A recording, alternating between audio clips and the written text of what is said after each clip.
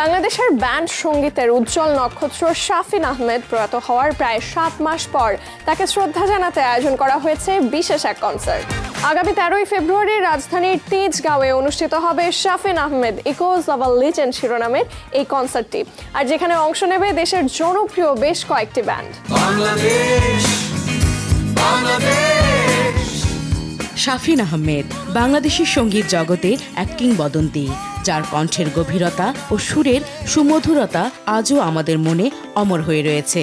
তিনি একাধারে একজন গায়ক, সঙ্গীত পরিচালক এবং সঙ্গীতের প্রতি তার অবিচল ভালোবাসার জন্য অমূল্য অবদান রেখেছেন।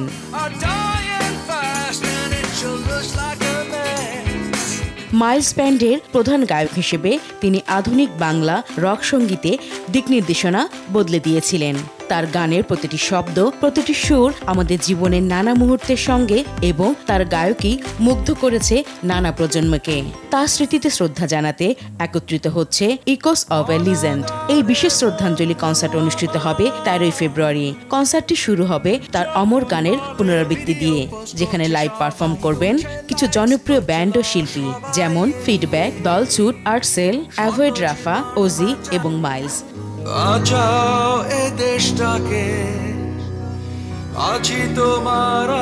শাফিন আহমেদের কণ্ঠ, তার সঙ্গীত ও সুরের অমূল্য উপহার আজও আমাদের জীবনকে প্রভাবিত করে চলছে। আমরা তার গানগুলির সঙ্গে বড় হয়েছি এবং এই কনসার্টের মাধ্যমে আবারও সে সঙ্গীতের প্রতিধ্বনি আমাদের মনে গুনগুন করবে।